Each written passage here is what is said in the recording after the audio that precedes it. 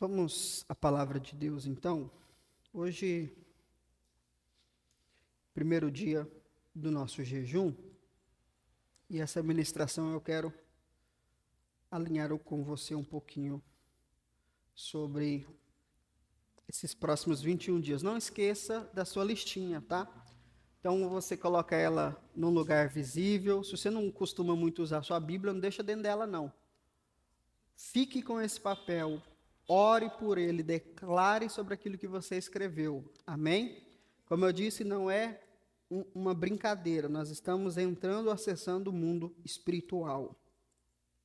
E por que eu decidi fazer logo no começo desse mês, esse jejum? Porque nós estamos na reta final do ano. E a cada tempo que passa, nós vamos perdendo oportunidades de viver o extraordinário de Deus. Você crê que Deus tem bênção para você? Você crê mesmo? Então, nós estamos na reta final de mais um ano, segundo semestre do ano. A pergunta é, o que nós vivemos até aqui? Será que nós vivemos aquilo que Deus tinha para nós? O que você construiu até aqui? 6 meses já se passaram. O que foi construído? O que foi edificado na sua vida? Ou melhor, o que foi desconstruído de ruim na sua vida? Tudo isso são coisas que nós precisamos trazer à nossa mente quando nós falamos de uma vida extraordinária. O que mudou? Seu comportamento é o mesmo? Seu posicionamento é o mesmo? Ou você está avançando? Diga comigo, vida nova, com posicionamento antigo, não funciona. Todos nós, no começo do ano, nós temos expectativas de viver algo novo. Sim ou não? Não foi assim no começo do ano? E no ano passado também? E no outro também? Por quê? Porque todos temos expectativas de viver um ano novo. Apenas nos primeiros dias de janeiro. Dia 1º você está forte. Dia 2, você ainda está na ressaca do dia 1º, mas você ainda está forte. Vai passando os dias, vai passando a semana, a gente começa a se acomodar com a mesmice do dia a dia. Você fala que você vai entrar na academia, passa uma semana, você não entra, aí você fala, não, mês que vem eu vou entrar. Aí chega fevereiro, você não entra, vai, não, em março eu vou. E você vai empurrando com a barriga, você fala que você vai mudar a sua alimentação, você não muda. Você fala que você vai ler a Bíblia, você não lê. Você fala que você vai orar mais, você não ora. E você vai se acomodando com as mesmices e vivendo mais do mesmo, até a próxima virada. Por quê? Porque a gente colocou na nossa cabeça que um evento vai mudar a nossa vida. Então, a virada do ano vai mudar a minha vida. Meu aniversário vai mudar a minha vida. Não vai, irmão. Não vai. O que vai mudar a nossa vida é o nosso posicionamento. Vira para o seu irmão e fala assim, nada vai mudar se você não mudar. Agora, por que nós nos frustramos na nossa vida? Justamente por causa disso. Porque achamos que um calendário virando vai mudar a nossa vida. Irmão, não vai. Eu sei que a gente tem essa cultura de acreditar que as coisas vão mudar do nada. Infelizmente, não é assim que funciona. Você já descobriu isso ou não? Sim ou não? Não adianta. Por que nós nos frustramos?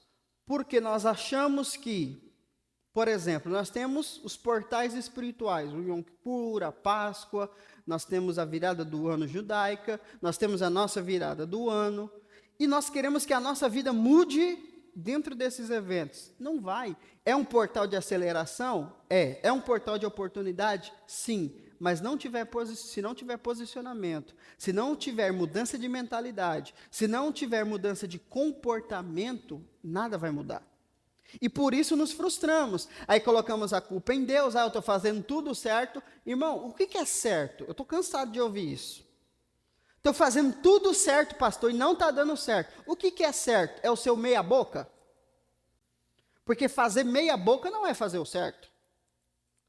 Fazer o que você acha que é certo, não é o certo. Por isso que nós temos a palavra de Deus. A palavra de Deus é é o que define o que é certo e o que é errado para nós.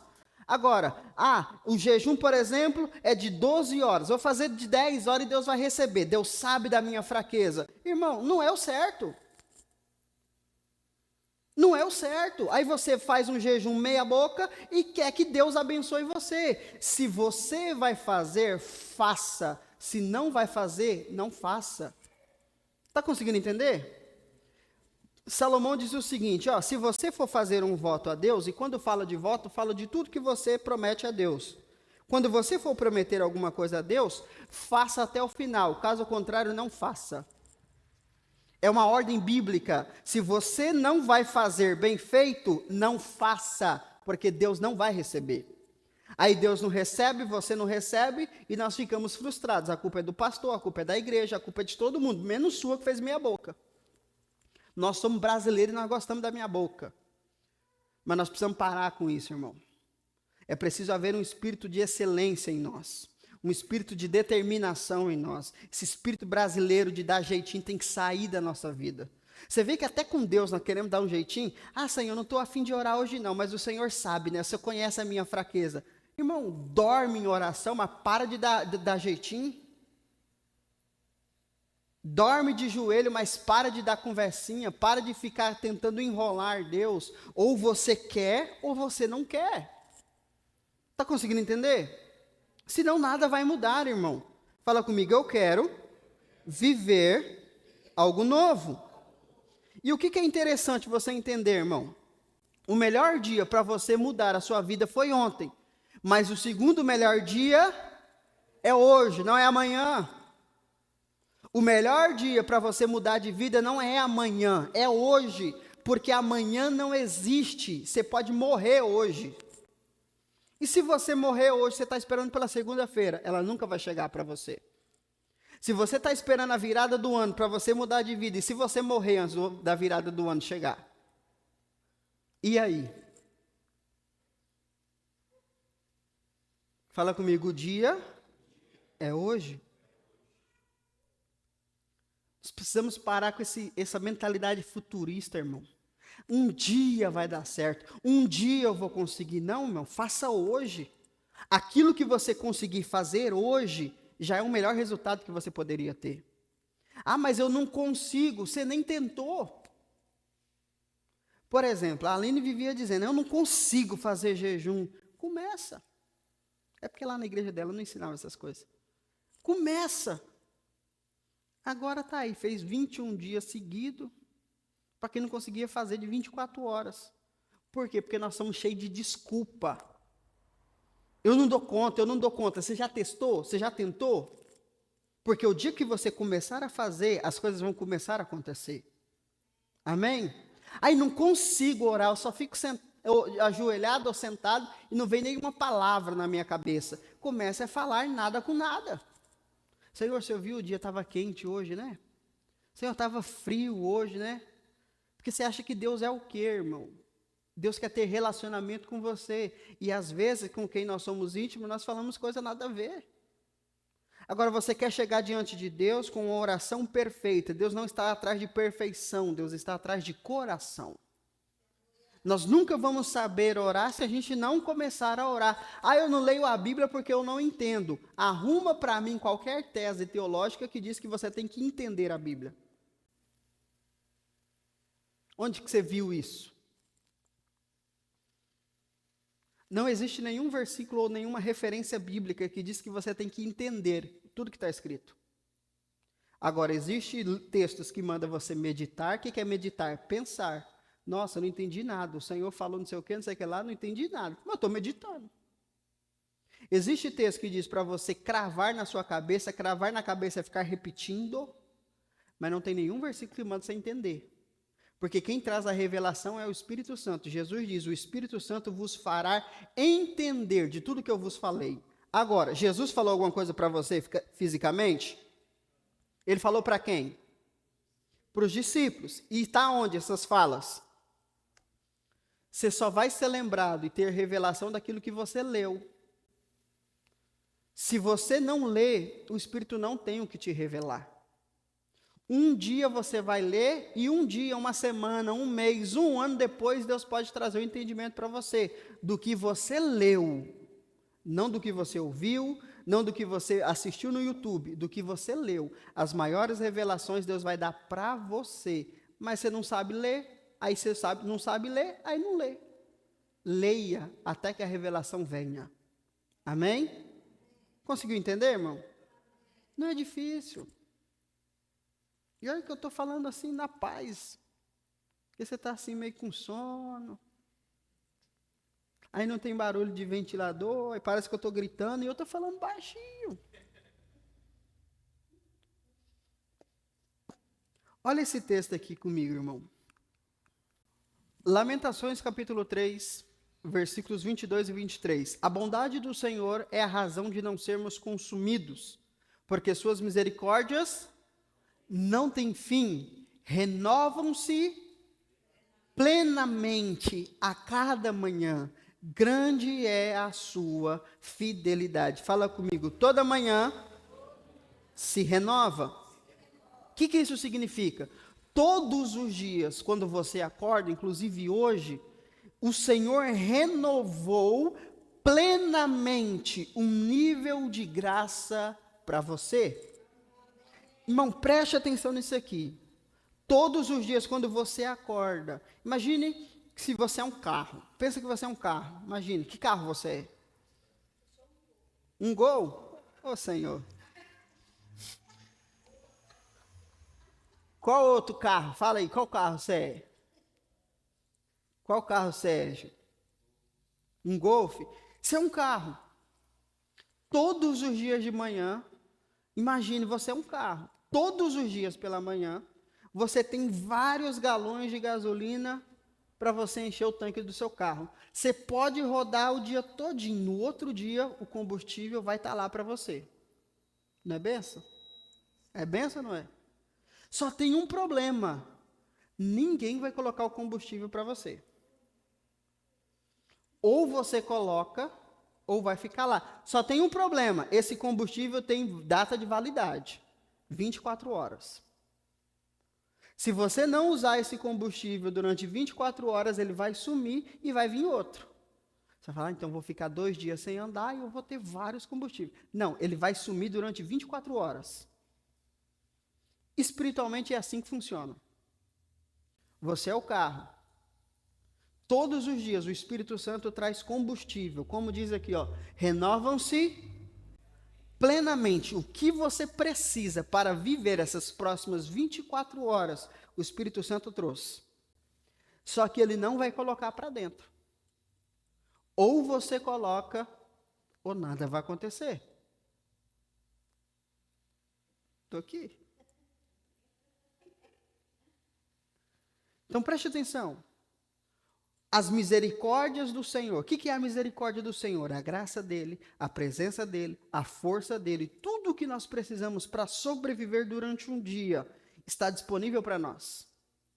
Só que ninguém vai colocar para dentro. Ou eu coloco, ou ninguém vai colocar. E não existe essa. Ah, ontem eu coloquei combustível. Ontem foi ontem. Morreu.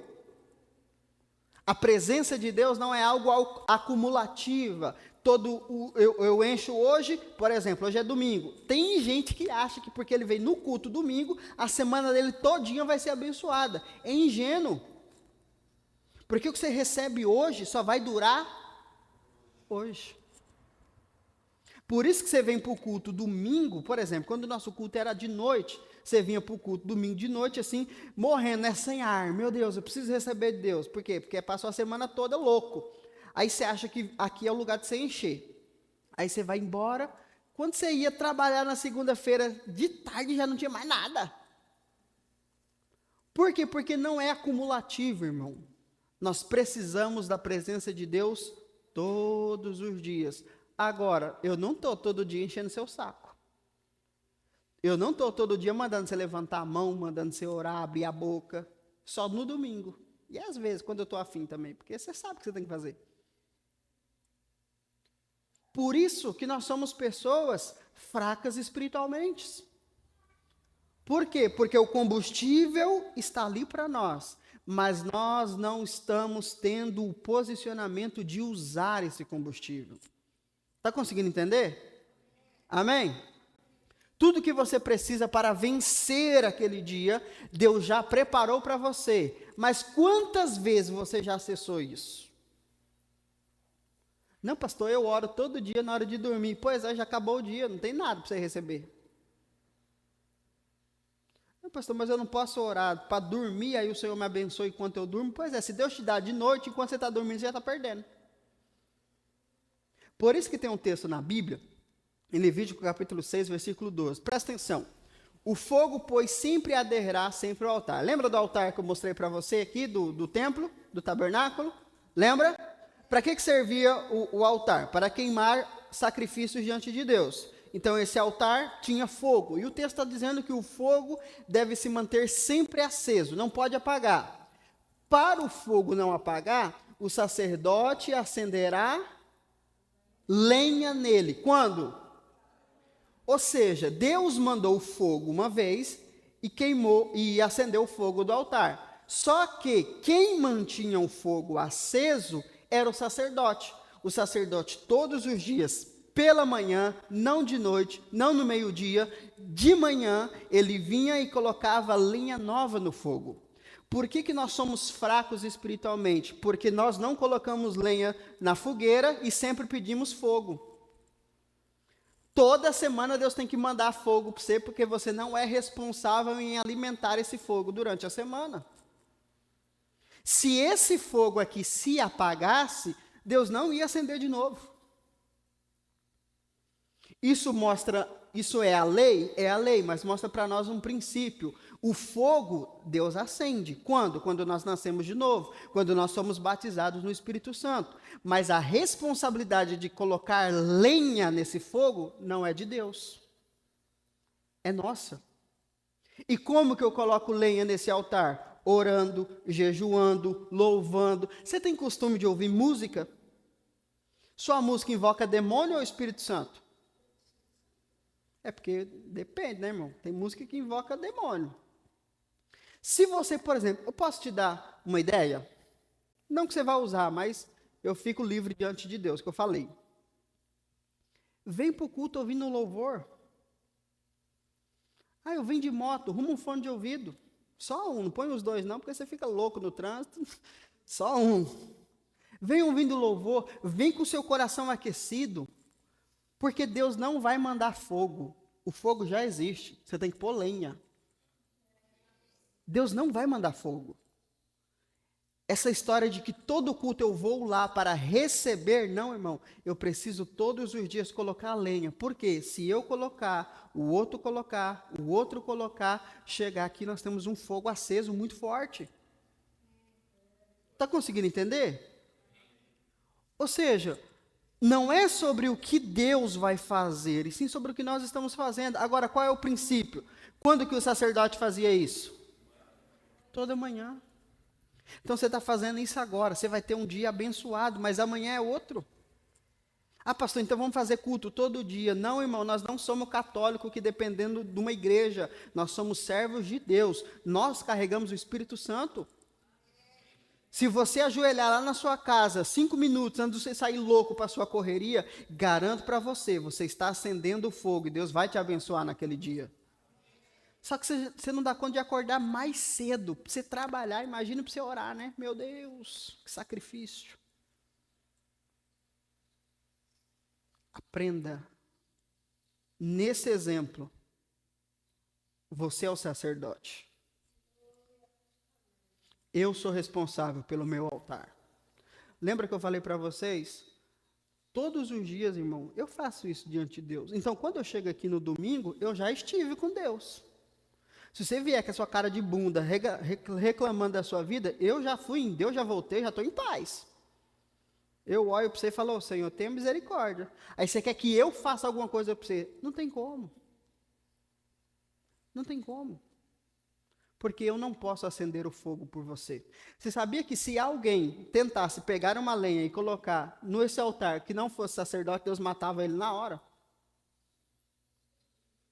Porque somente o responsável pelo altar pode acender o altar. somente você pode acender a lenha do seu coração. Eu não posso. A gente tenta, a gente até peca, tentando fazer você fazer alguma coisa. Mas não é assim que funciona. Fala comigo, o altar é meu e o responsável sou eu. Como você acabou de dizer isso, irmão, então cuidado.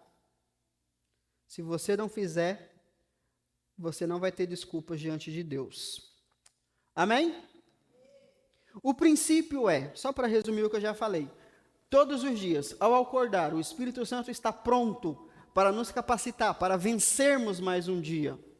Como se o ontem não tivesse, por exemplo, você acorda de manhã.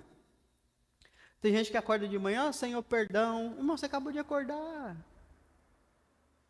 Seu pecado ficou para trás. Você não tem que acordar pedindo perdão. Dormir pedindo perdão, você até pode. Agora, acordar, você tem que acordar pedindo o fogo de Deus, a presença de Deus. Porque o que passou ontem, ficou no ontem.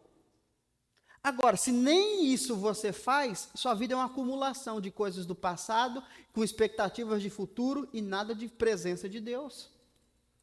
Aprenda, quer uma receitinha? Vai dormir, pede perdão, conserta tudo, arranca tudo que você tem para arrancar, no outro dia cedo, esquece o que passou. Peça a presença de Deus para aquele dia. Irmão, se você fizer isso, as coisas vão mudar para você. Aí você vai dizer, nossa, minha vida mudou. Irmão, era para ser sempre assim. Mas como nós somos ensinados religiosamente, não debaixo da palavra, nós vivemos esse povo fraco. E quem ganha com isso? O diabo. Quem perde com isso? Nós, nossa igreja e a nossa família. Porque enquanto o altar não era acendido, o povo também não era abençoado. Se esse fogo aqui fosse apagado, era sinal que Deus não ia mandar chuva, era sinal que não ia haver colheita, era sinal que não ia haver semeadura. Ou seja, se o fogo apagasse, todo mundo morria de fome. Agora, o que tem a ver o fogo de Deus com a colheita no campo? É simples, não tem a presença, não tem a bênção. Tem a presença, tem a bênção. Então você está clamando demais pela bênção, está na hora de você clamar pela presença, porque a bênção vem junto com a presença. Amém? Amém? Dá um grito aí para você acordar, irmão. Glória a Deus. Vocês acordam muito cedo, né, irmão? Vamos lá, diga isso comigo. Antes da porta, abra os olhos. O foco desse nosso jejum é portas abertas. E eu creio, irmão, como o Senhor já falou comigo, as portas dos céus estão abertas para nós. E às vezes, não é nem questão da porta, às vezes a questão é os nossos olhos estão no lugar errado. É igual você fica olhando para a porta ali, irmão, esquece aquela porta. Tem que pôr a cortina ali, será? Esse é seu nível de concentração? Por favor, né? Vamos crescer. Os nossos olhos revelam aquilo que nós vamos receber. Então, às vezes, não é nem a porta que precisa ser aberta, é os nossos olhos que têm que ficar focados no lugar certo.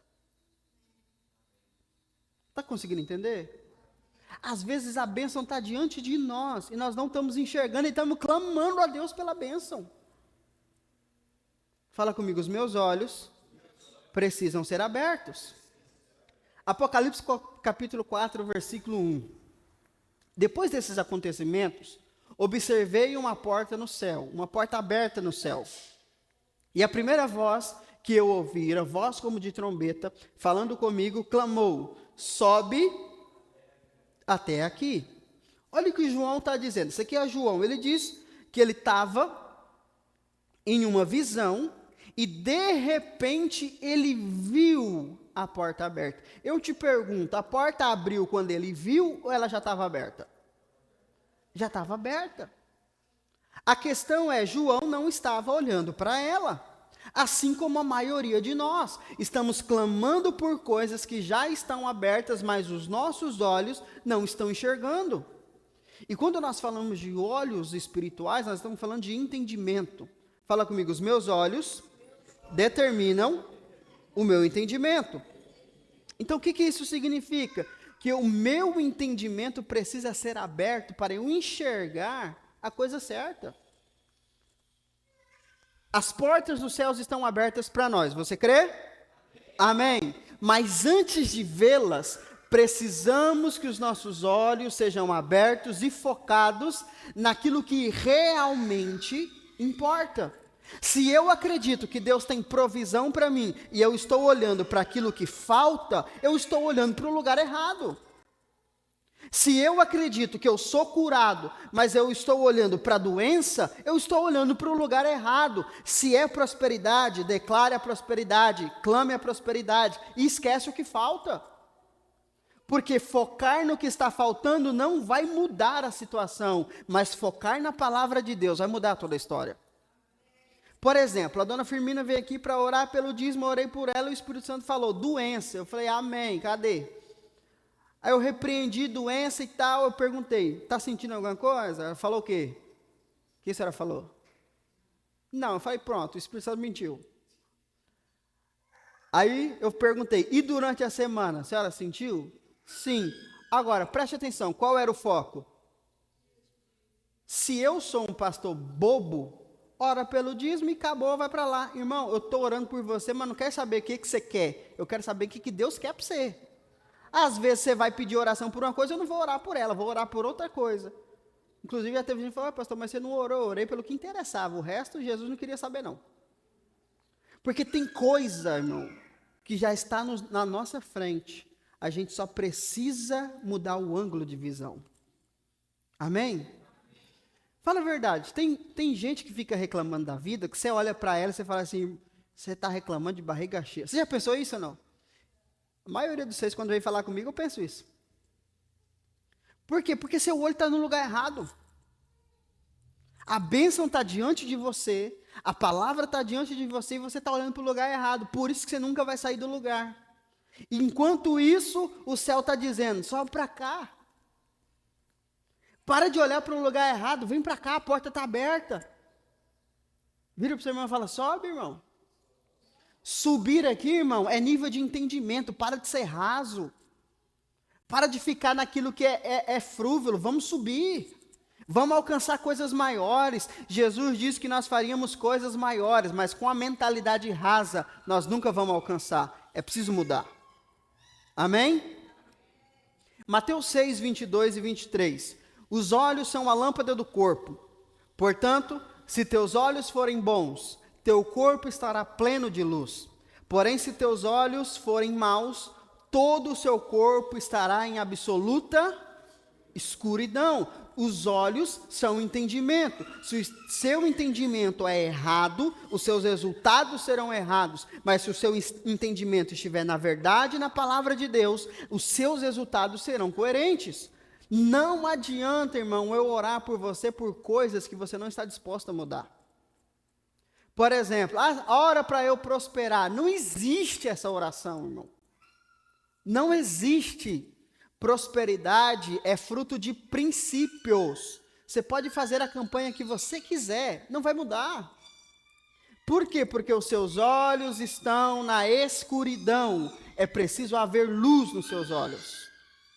Amém? Os olhos apontam para a nossa visão de entendimento. Quando temos entendimento, estamos focados na verdade de Deus para nós. Você está focado nisso, irmão? Hoje, né? E amanhã? E quando acabar o culto?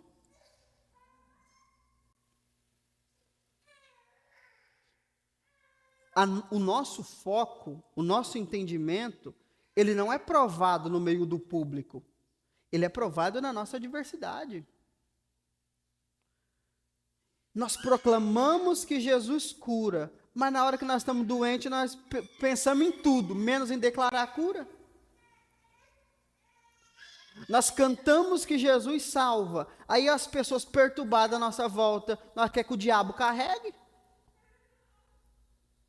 Então, que tipo de crença é essa que nós temos? Nós precisamos ter o entendimento correto, mas ter também o posicionamento correto. Senão nada vai mudar. Está conseguindo entender, irmão? O problema não é porta fechada. O problema é visão fechada. Os céus vão se abrir para você, irmão. Mas você vai estar olhando para onde quando isso acontecer? Por exemplo, a Bíblia diz que quando Jesus vier, todo olho o verá. Não interessa para onde você estiver olhando. Você vai ver Jesus voltando. Quer dizer, eu espero que você esteja voltando junto com ele, né? Não que você esteja aqui vendo ele voltar. Porque se você estiver vendo, você ficou, né? Olha esse texto aqui. Efésios 1, 18 e 19. Paulo dizendo: oro ainda para que os olhos do vosso coração sejam iluminados. É isso que nós vamos orar nesses 21 dias, para Deus trazer fogo sobre o seu entendimento. Tirar essa frieza, tirar essa apatia, tirar essas desculpas sua e haver iluminação, a luz de Deus no seu entendimento. Porque quando a luz de Deus vem, irmão, você para de ver demônio demais e começa a ver a presença de Deus. Se tem uma coisa que eu fico assim, é gente que vê demônio para todo lado. Irmão, eu não quero ver demônio, eu quero ver Deus. Eu quero ver Deus. Quero ver Deus agindo, quero ver Deus abrindo, quero ver Deus fazendo. O demônio, nós sabemos que ele rouba, mata, destrói, perturba. Queremos ver a presença de Deus. Só que se o nosso foco estiver no lugar errado, isso não vai acontecer. Então a minha oração é a mesma oração de Paulo. E eu não sei se eu sinto a mesma coisa que Paulo. Paulo disse que era dor de parto. Eu acho que eu estou quase lá também. Para ver se abre essa cabeça sua, irmão. Se pudesse abrir numa machadada, irmão, eu juro para você que eu faria. Mas não funciona. Se o Espírito Santo não te convencer a buscar por isso, nada vai mudar. E eu estou sendo sincero com você, irmão. Mude a sua mentalidade, senão nada vai mudar. Não adianta eu falar para você que nós vamos fazer o jejum e tudo vai mudar na sua vida. É mentira. É mentira. Quantos jejuns você já fez assim? O jejum é apenas um posicionamento, mas é preciso um entendimento. Porque tem gente que passou fome a vida inteira achando que estava jejuando e não virou foi nada. Você conhece gente assim? Vive jejuando, vive no monte, vive fazendo campanha e não muda nada. Por quê? Porque essas coisas são ferramentas, não são final. São ferramentas e ferramentas precisam ser usadas. Não colocar ela para trabalhar sozinho. As ferramentas espirituais não são robóticas. Hoje você não precisa fazer mais nada em casa. Você tem panela elétrica, você tem fogão elétrico, você tem forno elétrico. Você põe o trem lá e faz sozinho, ele só apita, está pronto. Até limpar a casa, tem robozinho que limpa para você. Gente, que bênção. E queremos que espiritualmente seja do mesmo jeito. Só apertar um botão, estou cheio do Espírito. Aleluia. Não é assim, irmão. Ainda é analógico. Nós podíamos avançar o reino, né? Colocar umas tecnologias, mas não funciona. Não funciona. Tinha que ter uma forma da gente ter um medidor espiritual para você colocar lá na sua casa, para você saber qual o seu nível de espiritualidade. O tanque está cheio ou está vazio? Não existe isso. Quer dizer, até existe, né? Sua cara demonstra isso, seu comportamento demonstra isso, mas só que você não percebe, né? Existe. Se você começar a olhar no espelho e começar a se olhar com os olhos espirituais, você vai perceber o que está acontecendo na sua vida. Você tem muito de Deus ou você tem muita influência do diabo. Principalmente em jejum. Aproveita, faz isso, faz uma autoanálise. Se você tiver muito medo, aí, irmão, aí você tem que olhar com força mesmo, porque aí vai sair alguma coisa. Amém ou não? Ao invés de focar nas dificuldades, nos ataques do diabo, no nosso pecado ou na vitimização, precisamos olhar para a obra consumada de Jesus. Se você olhar para as dificuldades, você não vai sair do lugar. Porque dificuldades sempre existirão. Se você olhar para o diabo, você não vai sair do lugar, porque o diabo só tem uma função, ser diabo. E a palavra diabo significa adversário. Você quer que ele fique do seu lado?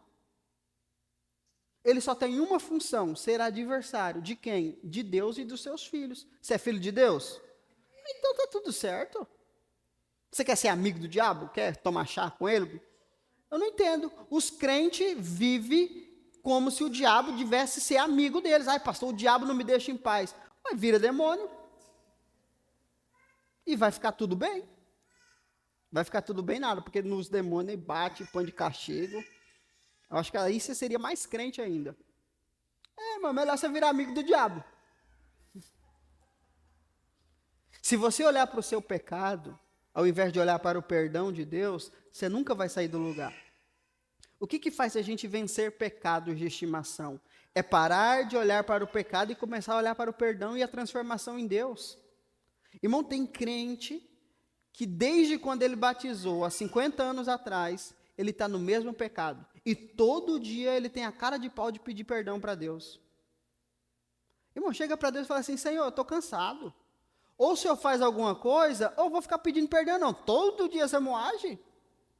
Ou o Senhor me transforma, ou é isso mesmo. Porque vira, irmão, o seu pedido de perdão já não é nem genuíno mais, já é costume. Ô Senhor, perdoa aí, hein? Fala, Senhor, olha aqui a carniça que eu sou, o Senhor não vai fazer nada, não? O que o Senhor quer que eu faça? Subo no monte, ando de a pé, descalço, de joelho? Faz alguma coisa, que eu estou cansado de ficar pedindo perdão pela mesma coisa. Isso é maturidade, irmão. Isso é maturidade, Senhor. Ou o Senhor me transforma, ou eu sei que eu sou isso aqui. Consegue entender, irmão? Só que nós somos vitimistas. Não, Senhor, o Senhor sabe, a carne é fraca, sabe? Pois é, a carne é fraca, mas o espírito é forte. Se você está caindo, é porque o seu espírito não está sendo ouvido. Você está ouvindo a carne, não ouvindo o espírito. Qual a sua desculpa? Você tem o poder de Deus dentro de você e o pecado ainda te domina? Não faz sentido. A não ser que seja como desculpa. Aí, tudo bem. Fala comigo, o meu foco tem que estar no lugar certo. Vamos avançar. Você está pronto para ver as portas abertas? Tá mesmo, irmão? Sei não, hein? Sei não. Vamos lá, para a gente terminar. Estou acabando já, fique em paz, vai dar tudo certo. Apocalipse 21, versículos 9 a 12, vai falar sobre a Nova Jerusalém. Preste atenção nesse texto. Então, um dos 7 anjos que traziam as 7 taças cheias dos últimos flagelos, aproximou-se e me orientou. Vem, e te mostrarei a noiva, a esposa do Cordeiro. Quem que é a esposa do Cordeiro? A igreja. Então ele vai mostrar quem? É simples, né? Só a gente lê que a gente entende o que é. Aí leio o Apocalipse, não entendo nada. Ele está explicando, ó. Ele vai mostrar o quê? A noiva. Pronto, a igreja. E ele me conduziu no espírito à parte alta de uma montanha e revelou-me a cidade santa. Mas não era a igreja? Bagunçou. É cidade ou a igreja? Cidade santa, Jerusalém, que descia do céu da parte de Deus. Ela resplandecia com a glória de Deus, e seu esplendor era como o brilho de uma joia lapidada e muito preciosa, assim como grande diamante translúcido, feito cristal puro. Tinha um sólido e alteneiro muro com 12 portais e 12 anjos juntos ao portais. Então, irmão, a ideia aqui é simples. O que é a Nova Jerusalém?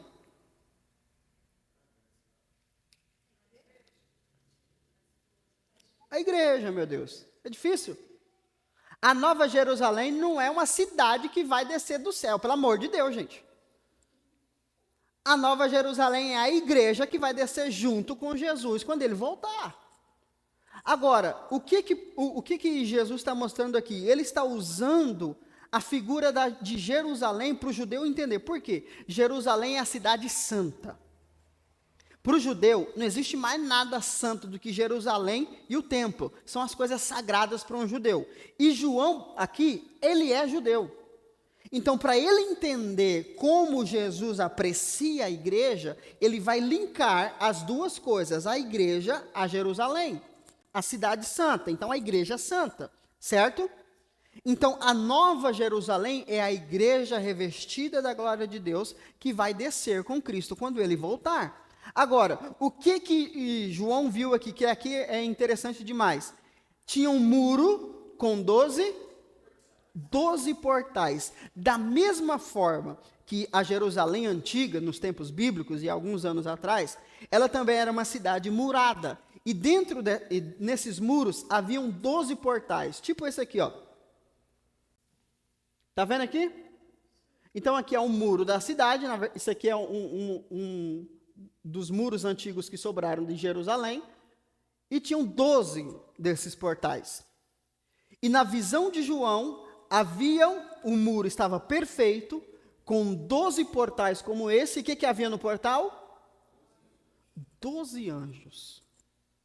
12 portais e 12 anjos. Claro que existe toda uma simbologia profética dessa visão de João, mas existe algo aqui que nós podemos nos apoderar. 12 significa governo. Fala comigo, governo. Então, esses 12 portais apontam para o governo firme, forte da cidade. 12 também aponta para algo completo eternamente, uma completude para a eternidade, ou seja, algo que não vai se acabar. Então, é uma cidade que governa, que tem poder, e esse poder não vai ser abalado. Amém? Só que interessante que quando nós olhamos para a nossa vida individual, cada um de nós temos 12 áreas que compõem a nossa vida. Ou seja, o que João está vendo é a igreja. E João está vendo uma igreja forte, poderosa, cheia da presença de Deus em todas as áreas da vida dela. Ok? Cada portal desse aponta para uma área da sua vida. Agora, olha o que é interessante. O que tem lá no portal? Um anjo. Para cada área da sua vida, existe um anjo designado, pronto para te ajudar a vencer nela. Só que ele vai te ajudar, ele não vai fazer por você. Se você tem o Espírito Santo dentro de você, isso já é uma bênção. Agora, ter anjos do Senhor disponíveis para te ajudar, isso são bênçãos muito maiores. O problema é que a gente não usa nenhum e nem outro. Ou seja, viver uma vida travada é culpa só nossa. Porque o céu está aberto, existem portais abertos, existem anjos disponíveis, mas só depende de nós. No final dos tempos, a igreja gloriosa, ela será perfeita. Só que até que isso aconteça, Deus quer que nós vivemos uma vida de governo pleno aqui nessa terra também. Romanos 5,17 diz que aqueles que nasceram de novo e receberam a graça de Deus, reinarão em vida. Não é no milênio, não é depois da morte, é em vida. Deus tem uma vida de governo para nós. Essa visão de João aponta para o desejo de Deus para nós hoje. Só que se a gente não buscar por isso, nada vai acontecer. Amém? Está conseguindo entender, irmão? Está difícil? Estou acabando já. Não acaba, né, irmão? O sangue de Jesus tem poder. A porta está aberta. O anjo está lá. E você vai fazer o quê, irmão? 12 áreas. 12 áreas. Para cada uma dessas áreas, Deus tem solução. Para cada uma dessas áreas, existe provisão. Mas não vai cair do céu. O que cai do céu é só avião. Caso contrário, você vai ter que se abrir. Você vai ter que buscar. É por isso que numa mesma comunidade, uns crescem mais do que outros. Porque uns entendem, pagam o preço e vão atrás. Outros estão esperando Deus fazer. Deus não vai fazer nada por você. Já está tudo feito. O nosso papel como igreja hoje, irmão, não é mais fazer com que Deus faça as coisas. Vou jejuar para ver se Deus muda de ideia. Não, irmão. Nosso jejum não é para fazer Deus mudar de ideia. Nosso jejum é para se apossar do que Deus já liberou. Nosso jejum, a nossa oração, vou orar aqui 21 dias para ver se Deus muda de ideia do que Ele falou. Não, eu vou orar porque eu confio no que Deus falou. E eu vou encher medidas de oração para que Deus faça. No Antigo Testamento, as pessoas tinham que orar para ver se Deus as abençoaria. Nós já somos abençoados, por isso oramos. Consegue entender a diferença? Pouco, mas tá tudo certo, né? Quer uma boa notícia? Sim ou não? Acabou.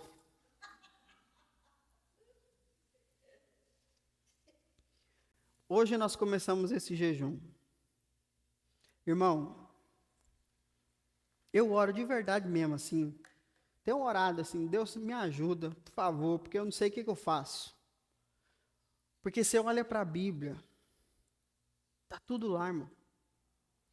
Tá tudo disponível para nós. Olha essa visão de João. João vê uma igreja gloriosa, poderosa, de governo, uma igreja imponente. Não é igreja de calça rasgada e manga rasgada, não, irmão. É uma igreja bonita. É a noiva do Cordeiro. Não é uma igreja que chega, ai meu Deus, cheguei, graças a Deus. Nossa, pensei que não ia chegar. Não, irmão. É uma igreja que entende quem ela é para Deus. Sabe aquelas pessoas que você olha para ela e fala assim, nossa, que arrogante. E não é, só ela sabe quem ela é. Quando você sabe quem você é, irmão, você não baixa a cabeça. Você não se faz de vítima. Essa é a igreja que João viu. Uma igreja poderosa que desce do céu. Olha, bichona, braba. Imagina. Essa é a visão que Deus tem sobre nós. As portas estão abertas. Diga comigo, as portas estão abertas. Fica de pé. As portas estão abertas. Não será o jejum que vai abri-las. Preste atenção nisso aqui. O jejum é para te sensibilizar espiritualmente e abrir o seu entendimento para aquilo que eu te expliquei hoje. Não é o jejum que vai abrir a porta, ela já está aberta. Você será sensibilizado para entrar por essas portas. Amém? Feche os seus olhos.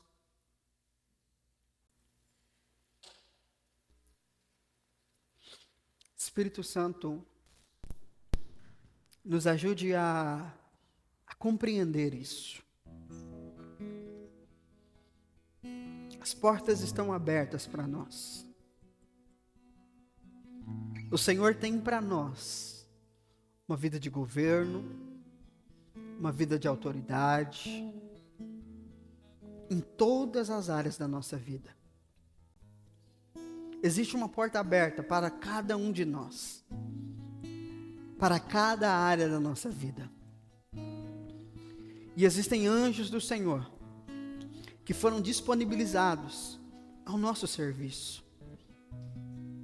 São mensageiros do Senhor, servos do Senhor, que o Senhor colocou à nossa disposição. Há tanta coisa para nós, Pai, tanta ferramenta, e nós não temos usado praticamente nenhuma delas.